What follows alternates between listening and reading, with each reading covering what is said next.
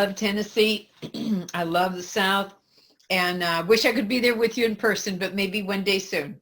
Um, I have still felt the spirit and the love and the connection as best as I can through these virtual platforms. And I think we've kind of gotten used to it and how to do that and how to be an audience and how to connect with each other. We do rise to the occasion. We really do. And that's what our groups have done during this time. And it's really enjoyable to be a part of that. So anyway, I want to thank Phil for the invitation. Thank you, group. Now, I don't know if there's anyone here in their first 30 days of sobriety or not. I know people are getting sober during this time, despite the fact that we don't have many. Well, you guys do. You said that you have a in-person meeting every day at noon. But I know I sponsor a gal who's not been in the real rooms yet. And so I know it's possible to get sober under these circumstances, because I look at it as, COVID or not COVID, when we set our minds to wanting to do something or have something happen, by God, look out, right? We are going to get her done. We're going to make it happen. Now, sometimes those are not the best ideas that I have, and they can run me off the cliff a little bit. But on the other hand, when it came to getting sober, I knew that nobody was going to keep me away. And so if you are new here or listening to stories early on in your sobriety, simply what I'm here to do is share my experience, strength, and hope. As you hear my story, you might find something to identify with. And I'm not just talking about the drinking time, but for those who might be here a while, and maybe they're getting a little rusty or crusty and kind of, getting a little dull and dreary in their recovery. And maybe we just need to perk some stuff up, because I really believe in having this fresh, keeping it enthusiastic. So simply, I was introduced to Alcoholics Anonymous through a treatment program. Now, I did not sketch out my plan of where I was going to go and how I was going to do this, because I had some goal to one day be an Alcoholics Anonymous. I avoided anything that had to do with any kind of non-drinking, but this was court ordered. And so I was committed to a treatment program to go to this treatment in in a little town called Grand Forks, North Dakota. And while there, I'm introduced to you, Alcoholics Anonymous. I've never heard of you. I've never heard the word alcoholism. I don't know about the word sobriety. These are all really foreign words to me. But you would indicate to me, try and find the similarities. Well, I'm not the brightest bulb in the room, and I know that. But I also knew that if I identify, I might be one of you. And I am not done drinking. I know that. I don't want to stop. I don't want to be sober forever. Oh, I know we do it a day at a time. And there was this big fat wink, right? Yeah, right. You do it a day at a time. Mm-hmm. You mean forever. And I know you do. But you really did mean a day at a time. Because this is the day that counts.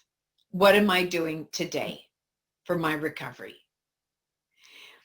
So I would be taken to outside meetings of Alcoholics Anonymous like the rest of us. And I remember it was on the second floor of like a schoolhouse, and there was no air conditioning, and they had the windows up, and this is in May. And I would sit in the farthest back row, farthest I possibly could from the speaker, because I don't want to catch alcoholism. I don't know if you know that, but you can catch it like that. You can just be in the rooms long enough to catch it. And I don't want to catch alcoholism. And so I would listen to you share your story. And I would hear you say things that I have to find the differences in my head. But the problem is, and I don't even know this, is in my own small way, I'm starting to have that mustard seed of identification. So I would hear you say things like, I lost my family because of drinking. Some people's drinking does cause such problems, they do lose their families. They might lose their children. Now, some come back, some don't. We have no guarantees if they will or not. But when I heard that, I was like, yes, I want to lose my family. This is great. I'm so glad. All right. Because they're always talking about my drinking. And I found that it was one of those where most people aren't glad, excited to get rid of their family, except me. It seemed a little odd, I guess. But I had been asked to leave their home because it was no longer a safe place for them. And I didn't realize that. I even knew the Jekyll and Hyde. When I read that in the book, I even knew my own personality swings back and forth. I didn't know it as Jekyll and Hyde. I wouldn't have called it that. But when I read that, bam, did I understand what that meant. You talked about drunk driving charges. They have different names throughout the nation, but we all know what those are. And I'd say, my God, I can't believe how many you had and you were still driving, right? Now, I drank whether I was driving or not. Drinking really wasn't the issue, okay? And so when I would be stopped for drunk driving, I had a little bit of an advantage because I worked for the city judge. And therefore, I knew all the police. They knew me. They would tell me to go home. And sometimes I would. But most of the time, if you're like me, you've got to just sneak around somewhere to finish out the drunk. You can't possibly just cut it off right there. I mean, there's no way that I could do that. I had a girlfriend. I mean, she's still alive today. There were 4 of us that kind of ran around. 3 of us were alcoholics. One's died from alcoholism. The other is actually sobriety sister of mine. She's sober about 27 years now. And then there was Karen. And Karen really was one of these people who was a non-alcoholic. Why she ever hung out with us, I have no idea. But when she would say to you things like, hey, you want to go for a beer?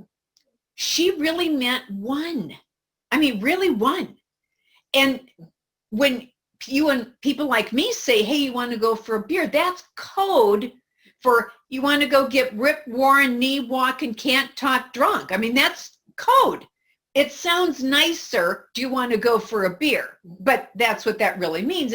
But she really meant one. And I thought, I tried that one time, not really knowing what she meant. And so I would say, if I could not finish the drunk, I really wouldn't even start with her. Because I don't know about you, but when I wake up a tiger that's hungry and you can't feed that tiger, that is not good. That is not good. Not a place I want to be in. And so I didn't have any drunk driving charges. And then I heard you talk about totaling out cars. And my attitude was, I've never totaled out a car. Now, I had a little drunk car that arrived at Alcoholics Anonymous. You know, when you buy them, they start off rectangular, right? And then things get in your way, all right? So it gets rounded out with the drunk bumps and different color paints on there, whatever you've sideswiped apparently. Things are falling off, things are missing, the driver's window had been shot out, and my gas cap, I don't know when that happened, and my gas cap was a mitten I had stuck in there. I mean, I'm like driving a Molotov cocktail around, right? And mittens work, gas caps cost drinking money. Can't mittens work? I mean, these are the kinds of things that would meet with just an, oh, well, stuff happens. Just so surface, so topical. You talked about losing jobs. Okay, well, it took a little bit of a while for me to kind of bring this up, but okay, so maybe I did get fired from a few. And we have this keen sense of leaving before we're going to get fired, you know, one of those. But in that last year, I acquired a bad habit and I would quit in a blackout. Well, little bit of problem. I don't know I've quit and I go to work the next day. So everybody's a little surprised. You quit. I didn't know, you know, you should know that you've quit. You know, you should know this kind of stuff. And I just would sort of slink out like the loser I was and just, oh, okay. And just sort of go and do what you do. You go drink and you go get another job. And then I heard these women talk about years of prostitution. And I think, you can get paid for that. You know, I could have a little side job going on. Who knows, right? So I heard you talk about these things. Now, if you're listening to a drinking story that's going to outrun, outgun, outbottom, outdrug, out prison break, out bank rob, you got the wrong story. But that's exactly what I pointed to why my case is different. I'm too young to be an alcoholic. I haven't drank as many years, so that means I got about 25, 30 years to go. I haven't drank the quantities you have, so I got loads and loads and loads of booze to drink. Now, the thing of it is who knows if I would have made it to my legal age. But I've got sober at 18. I don't know that I would have lasted 3 years more. I'd been 5 years of solid, focused drinking until this time. It was focused. And because when I took that first drink, everything from that day on revolved around drinking. The friends, the money, the where I went, the what I did, the activities, everything revolved around that. And I didn't know that consciously. I only in retrospect could I replay that film and see that. So I'm in this treatment program with a lot of information, thinking like a couple of our examples in the big book, self-knowledge will be sufficient. That'll fix it. That'll do it. That's all I need. Little did I know. So what happens is I'm sent to this all-women's halfway house in Minneapolis. And while there, I did the bare minimum. I was to go to not drink or do any of those other things. I understood that. People are trying to put their life together. And to go to one AA meeting a month. Okay, I'll go to one. I'm not going to join AA and go to 2 in a month. I'm going to do this bare bones minimum and get her done. And that's exactly the attitude I gave it. So once a month, I'd roll into the meeting. When it started, sit there, roll out as soon as it's done. I got her done, check it off kind of attitude. After 7 months of that, just not drinking, I put the plug in the jug and I sat in some meetings. There's three types of connections I have in Alcoholics Anonymous. One is member, one is attender, and the least is visitor. And at this time, I am clearly a visitor to Alcoholics Anonymous. So 7 months go by in this halfway house, and I go visit my mother, who at the time lived in San Jose, California. I go out there. I'm there 2.5 weeks. The first week I'm hanging out with the people I used to drink with. Like, who else am I going to call? I think I'm going to call AA and hang out with them. So I'm hanging out with people I used to drink with. And the last week and a half, I'm drunk and loaded with them. No surprise. You see, for me, drinking wasn't the matter of if you're going to drink again. It was a matter of when. This was the easiest scenario created. It was a matter of when. Now, picking up the drink was not a surprise. I had no defense at all against the first drink. None. I'd done nothing to acquire that. I wasn't interested in not drinking ever again. So I set that up. But the drinking was my surprise. I drank a couple of somethings. I don't even know what it was. And the next memory I have, you could put me on a lie detector. The next memory I have is the flight home a week and a half later. I'm on my way home, and I've got an attitude only of, whoa, learn my lesson. Whoa.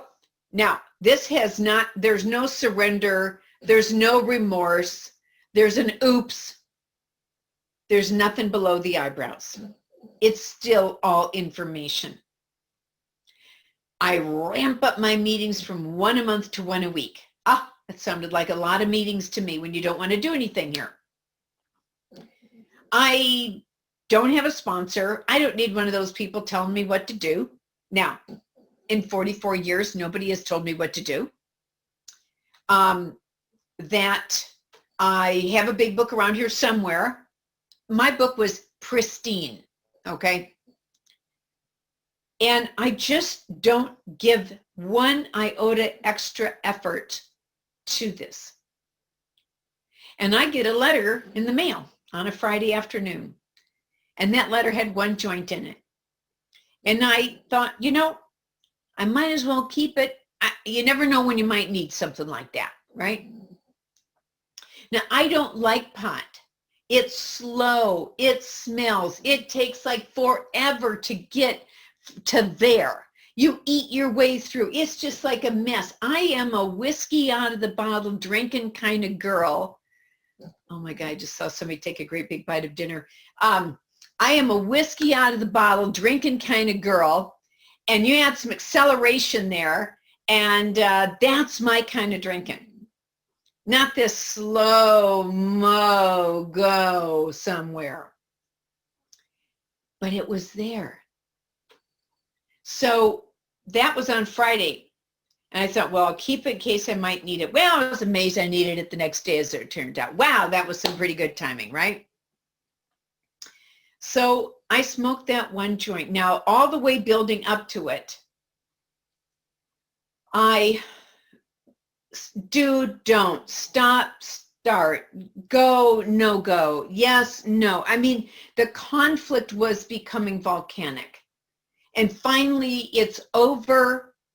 And you see, I had no idea that that would be the very thing that would kick me off the fence of reservation and indecision, whether or not I was an alcoholic. I had no idea that that would be the last thing to this moment that I would take of my own hand to change the way that I felt and the way that I thought. I had no idea that that would not be the secret I intended it to be.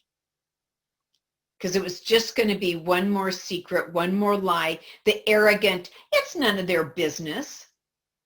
Oh, that's a red flag. When I got that going on, why does this have to be a secret? Typically, it's got to be a secret because I don't want you knowing what I'm doing because I know it's wrong or illegal or whatever the case might be.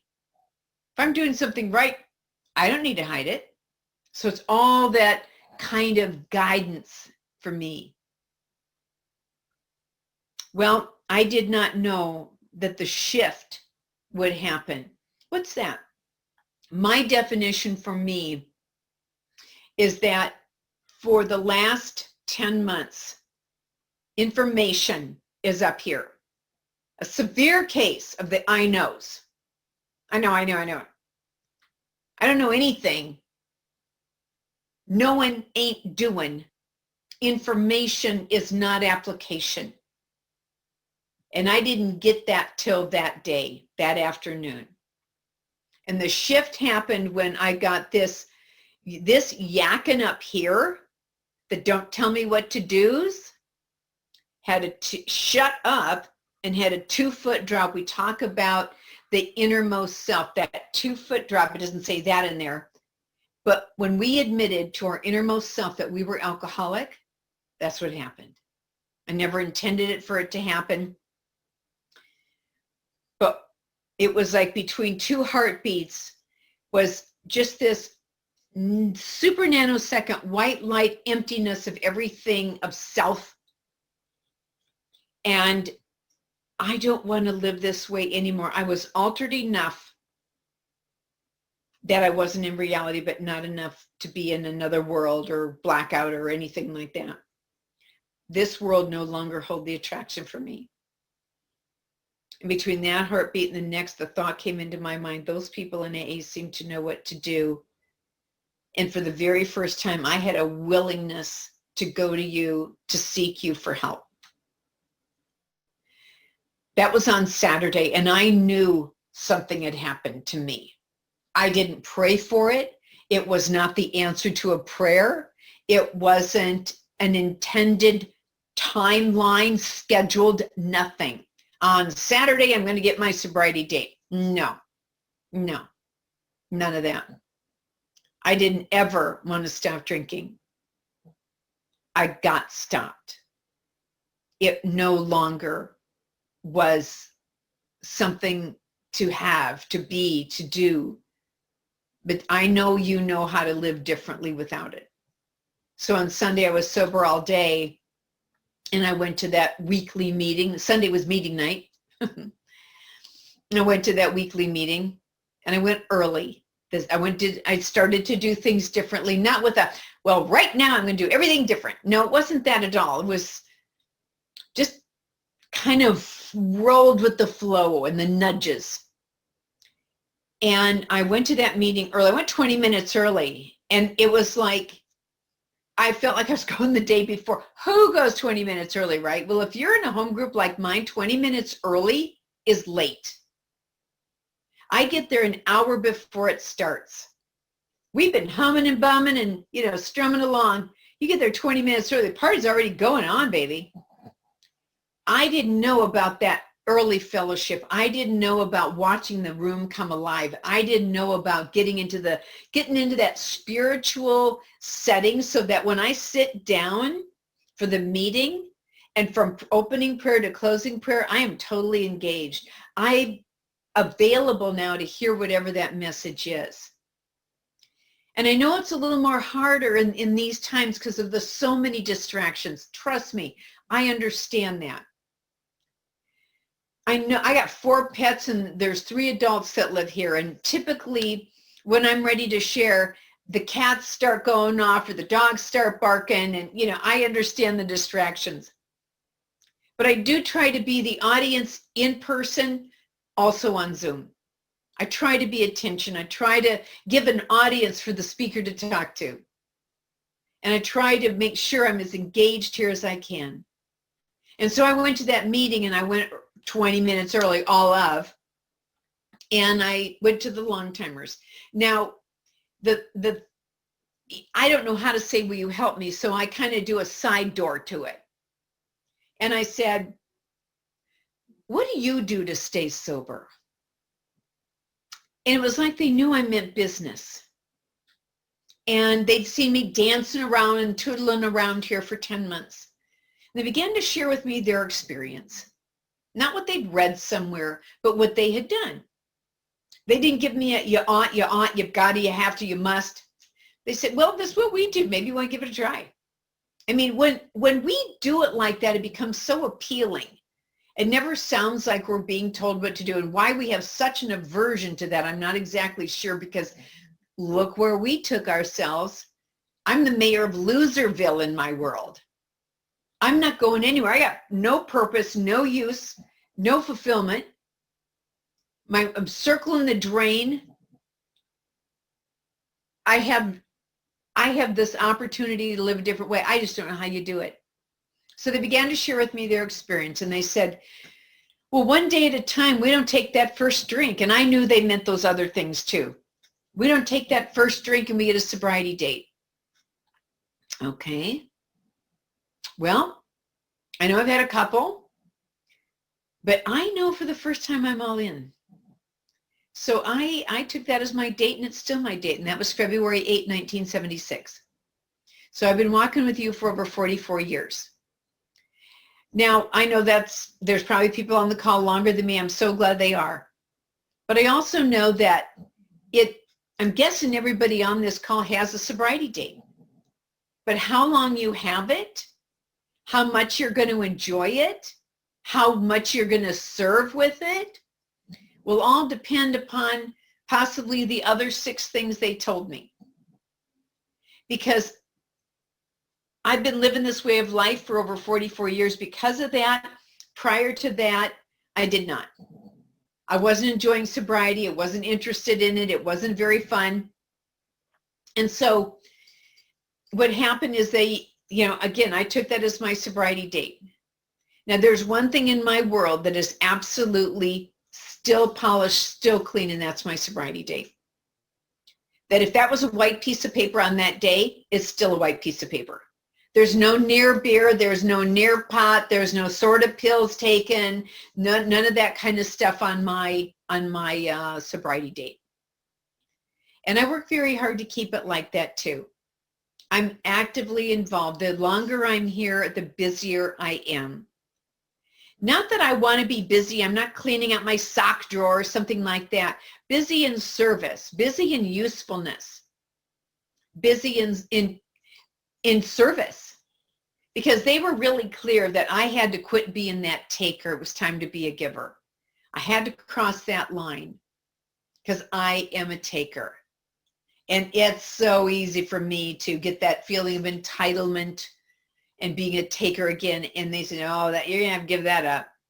You're going to have to learn how to be a giver. And what a gift that is. There are some times when you have to be the receiver, but that's different from being a taker. So I start with that sobriety date. The next they told me that we go to a lot of meetings and we get a home group. Now, when we're in person, I'm in at least 3 meetings a week, and usually I'm gone to conferences and stuff on the weekends. So I'm very active in the rooms. Here, oh my God, talk about a busy schedule. I almost have to try to schedule one day off the grid just to give myself a little bit of computer break and time. But I am very, very active. I love the fact that I can go to meetings all over the world any time of the day. I'm in several book studies. I go to tradition and concept studies. I have my regular meetings that I went to here, but I don't limit myself to that at all. Oh my gosh. I mean, I'm taking full advantage of the joy of going around the world, meeting new people, seeing friends. I mean, I really hope people take advantage of that and don't just box in and stay just in their little group. Take advantage, please, of this. Visit different places. There's all kind of websites to do that. Well, I took that home group seriously, and I've been a member of 4 different home groups because I've lived in 4 different parts of the country. And so far, that's the only reason I've changed home groups. Now, I know for other people, they've changed home groups for other reasons, whatever they might be. But so far, the only reason I wanted to change home groups was generally a personality. And they were very clear with me. They said, if you change because of a personality, there's going to be another one in the next group, and the next, and the next, and then you're going to run out of groups. And guess who's the common denominator, right? Yeah, me. Okay. So I've had 4 different home groups, 4 different parts of the country, and I also realized when I moved to Northern California 20 years ago, I've also had 4 different last names. So it just kind of all worked out like that. Every city had a different last name to it. Things happen. So I have loved having a home group.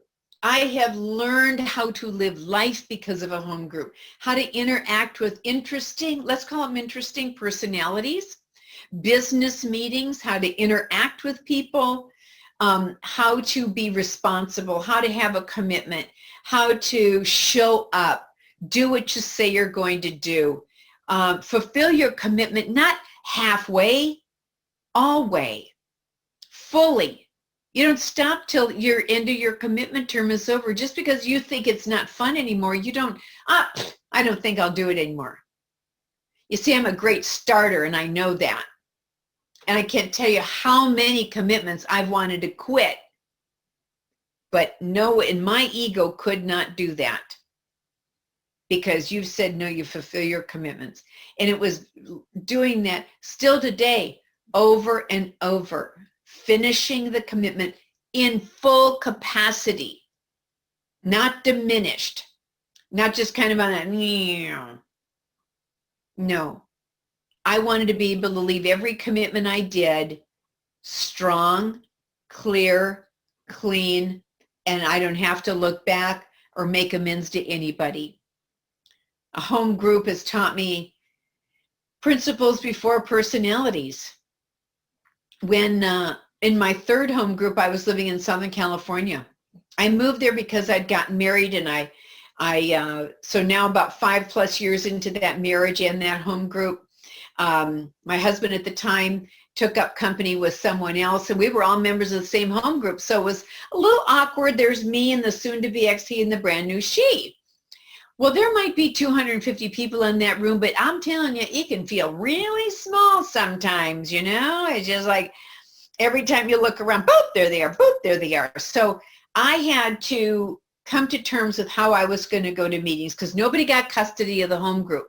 It was important to all of us. We needed to learn how to navigate that respectfully, and how I saw that was that the safety, the spiritual safety, the emotional safety of that group came first. Tradition one, common welfare comes first. That no one felt they had to pick a side.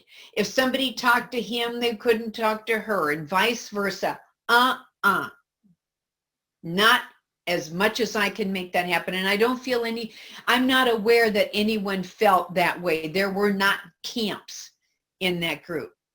My attitude was, you roll up into that parking lot, whatever problem du jour, emotion du jour you have, you leave it.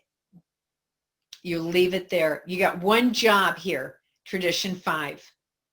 Your primary purpose is to carry the message to the alcoholic who still suffers. So work that room. I used to work the bars all the time. Now it's time to work the AA rooms in a different way, of course. But you're trolling for new faces. I don't know if they're brand new, still drinking, returning to AA, 500 years sober, visiting from another town. I don't know, but I need to find out. And I needed those new faces. I'm not limiting that to newcomers. Those new faces way more than they needed me. And so my job was kind of determined for myself that if I know where these other 2 people are, I'm not doing my job thorough enough, hard enough, focused enough. That became my guide. And so one meeting at a time, I learned how to place principles before anybody's personality. I know there have been times where it hasn't always been the easiest, where there's been things I don't like that happen in the home group. Nobody got drunk over them. None of my groups have ever gone against the spirit of the traditions. I would probably have to leave on that note, but none of them ever have. They've all been strong, what I call 3 legacy groups. That means that they've always been active in the steps and the traditions. They've always been involved with service work, newcomers, strong ethic in sponsorship. All of this has been a very grounded environment that I just got plopped into that. I didn't know what to look for. I just got gravitated, dropped into this first group. So in a way, I knew exactly what I needed. And the thing about it was that see what I tell you? Sorry about that. So by being in that group, I knew I needed, because I had walked into those groups to share, and they are like the wax museum in there. Nobody cracks a smile. It's gray and pasty, and they have never read that sentence, "We are not a glum lot." Oh my God, they are the epitome of the glum lot. If I had been dropped into that, it was like, oh my God, this is exactly what I thought AA would be. And I don't want anything of it. So my God, my higher power knew to drop me into a live, active, glowing, growing group. So a home group. And I still feel the connection in my home group when I go there on virtual. When I arrive there and I stay late and I chat with people, I still feel that connection. So create the fellowship you crave with what you've got. They talked to me about a sponsor. And I've been so blessed with the sponsorship I've had. I had a sponsor in Minneapolis, Marguerite. I had a sponsor in Atlanta, a man named Joe. I had a sponsor in Southern California that I kept when I moved to Northern California. Millie and I, we were together working this for over 33 years. She died January 31st. She was 5 days shy of being 98 years old. She was 50 and a half years sober, and she rocked it. When she was still in meetings, which really was right up until the last maybe 6 weeks. She was still every Wednesday get her hair and nails done and wear a skirt or high heels to the meeting that night. I mean, she rocked it. She wore this way of life so beautifully. Well, she passed away on January 31st. And I know some of you on this call probably had sponsors pass away. And that was my first time. I've had many friends who've had that experience. And the very next day, I had my next sponsor. Marilyn S. from Los Angeles is my current sponsor. And I have loved working with her. It's a new experience and I'm really enjoying it. But sponsorship is it's that river of recovery that's got to keep flowing. It cannot stop with me and get blocked up. And so I pass it on and they're expected to pass it on. Because the way I look at sponsorship, if you're not willing to, learn about our 3 legacies, because I will walk you through all 3 of them. If you're not willing to serve Alcoholics Anonymous through sponsorship or some other thing, well, then you don't need me. Step aside, because I don't want to work with the bums and the takers. You want to be lazy on your own couch, not mine. Let's get to work. If you want to step up your life and you've been here a while and you need to dust it off and you're ready to go to a next level, I can help you do that.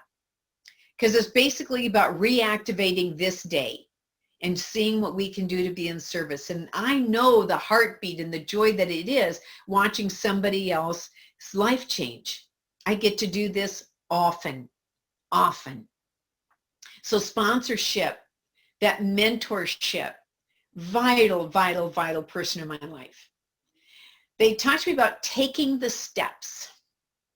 I use that language because that's the language the big book says. As you're ready to take certain steps, here are the steps we took. And I use that language because it has a different feel for me. It's almost like, how you take vitamins, but they are internally incorporated. And that's what that felt like I was doing. So when I got sober, it was very common in the 70s and even in the early 80s. Now, it could have been different in other parts of the country, but where I was, this was pretty much how it was happening. They handed you a big book, said, read it and we'll talk about it. There you go. So there wasn't what we've evolved to doing, which is that knee to knee, get your pens and your highlighters and your 39 dictionary and your 2020 and your concordance and your special rabbit's foot and your daubers, and away you go.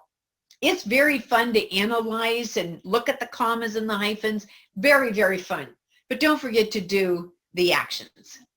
Be sure to take the actions. Don't spend too much in analysis. That analysis is fun, but it's not going to change my life. And so I read it and I did the best I could and I fumbled and bumbled and tumbled through it all. And my life did change. Absolutely.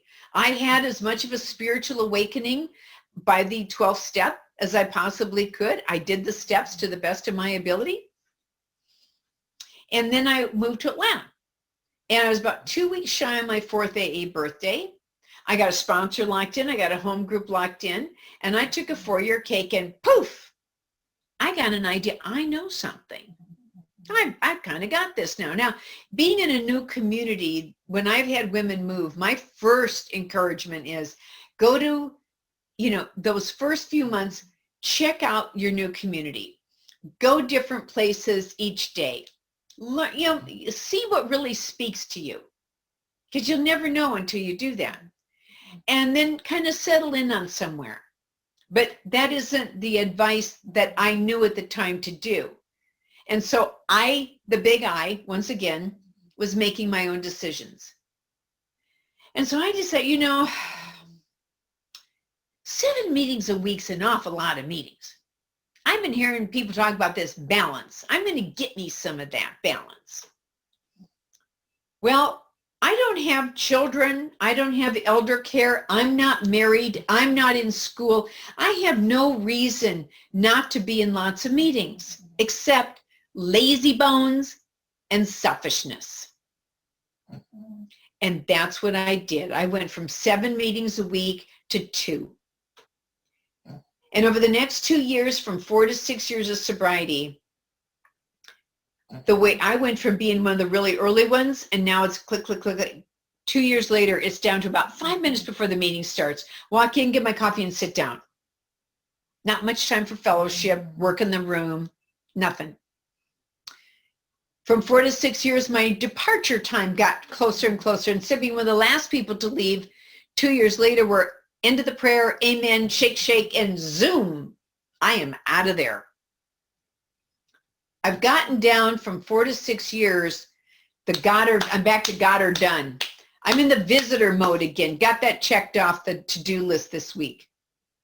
Started treating, when I treat Alcoholics Anonymous like a checklist item, there's no spirit there. I went from 4 years sober feeling like I was in the warmth and the sunlight of the spirit, and of 2 years of me doing my own deal, lazy bones in it, negotiating and whittling it down. I went from the sunlight to putting myself in the corner of a dark alley. And I don't know what happened. And I don't even look at it shockingly.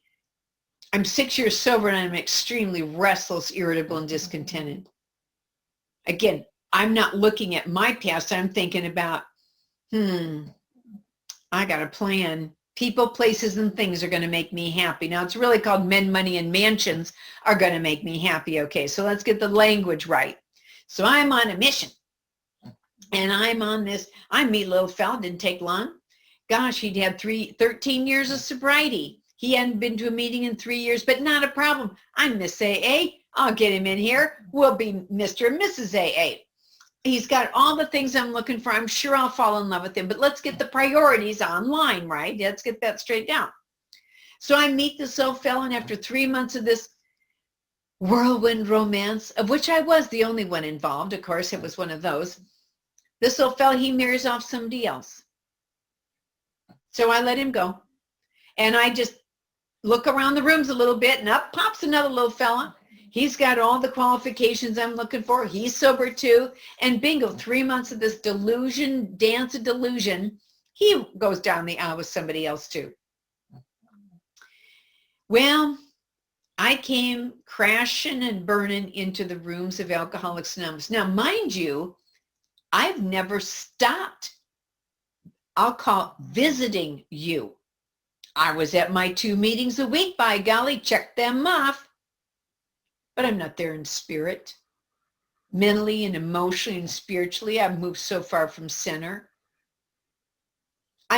Today I'd have been sitting there texting in the back of the room the whole time during that period of time. I was so unpresent. I had no connection at all. I was too afraid to stop going to meetings because they told me in the early days, the first time you make an excuse, there'll be some guilt and some uncomfortable, but there won't be any of that when you make your second. And I was too afraid to make the first excuse, knowing how sliding that can become, how slick. And it's a hard road to go back to once you've gone far enough down it. Ego and pride stand in your way, my way.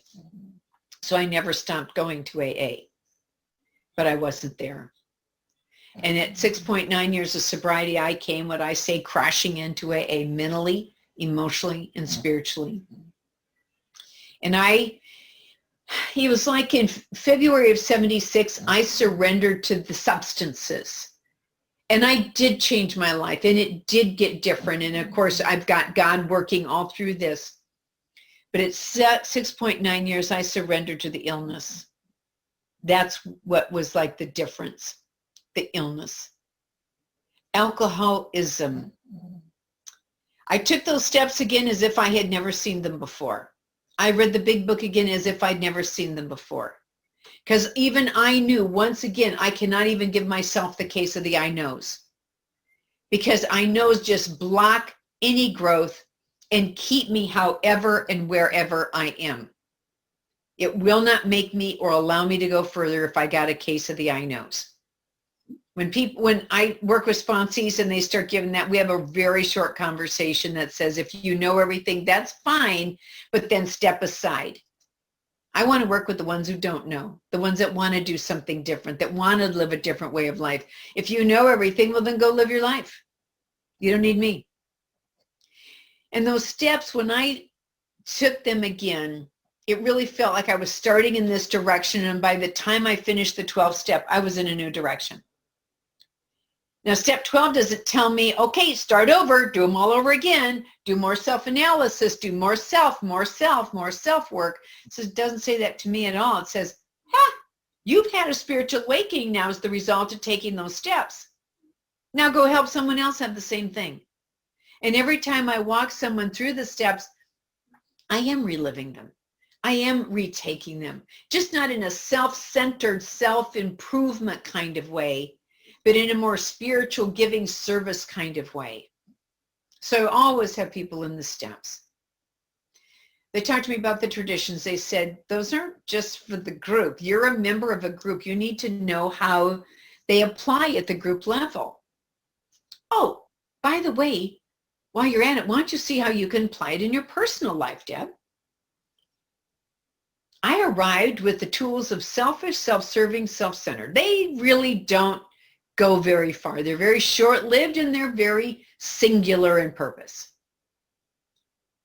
and self-purpose. And when I started to apply those traditions in my personal life, I began to have different relationships with people. They felt grown up. You know what I mean? They didn't feel like these little girl games and game playing and whiny and push me, pull me and dominant and oppressive. It felt so grown up. Communication, common welfare. God, I didn't know any of those things. The 12 traditions are my greatest tools of, living life. They talked to me about service. They said, you always have a commitment in your home group. And, even if they say, we're all full up, go make one up.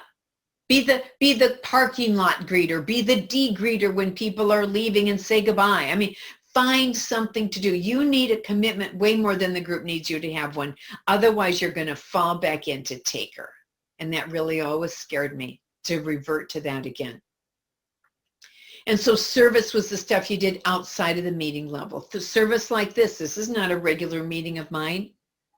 I remember, well, anyway, I don't have time to tell the story, but service, I'm coming to you. I know you can only see me from the shoulders up, but I'm coming to you as if I were coming to you live. Just because we're on the virtual way doesn't mean that, I have a skirt, a top on, my makeup and hair are done. I have hose, I have heels on, I have jewelry, fragrance. I always want to bring you my best because you gave me my best. I want to act like somebody who's 44 years sober, not 44 days sober. I want to behave like someone who, this has changed my life. Not, I've still just put the plug in the jug and I'm not moving or changing anything about me. So lump it or dump it. It's up to you. And then they said, carry the message. We've all had our own journeys here of our experiences. You're going to be able to help people I couldn't touch with a 20-foot pole because of your experiences. We all have a purpose here. We have a primary purpose here, and that's to carry the message. Perhaps there's been someone here who's been struggling and needed a little freshening up in their life. I hope that's happened for you because there's the times when I have been walking through the grayness that I caused out of lazy. When I get back into the sunlight, there's nothing like that. The sunlight of the spirit that we have available to us through a power greater than myself, who helps guide me, whose nudges I work really hard to listen to. I don't do meditation in your maybe traditional sense, but I get those big nudges. And sometimes the little ones, the thoughts that come into my head from God, where'd that come from, right? Those are the things I try and pay attention to and have a collaboration with God on. This morning I woke up and I said my prayers, and I woke up today with 16,310 one day at a times. I woke up, I didn't come to. I woke up sober. It wasn't always that way. And I don't ever want to forget that. But I also know that that alone will not sustain me. My service, what am I going to do today for God? What am I going to do in service today? How am I going to protect my recovery? Put that protection plan in place along with my higher power. How will that all mesh together? And tonight when I say my closing prayers, and I thank God for allowing me the opportunity to be in service today, I'll think about the Kingston group. And I hope all of you will have another sober day and that you'll sleep well tonight. Thank you very much for having me. God bless.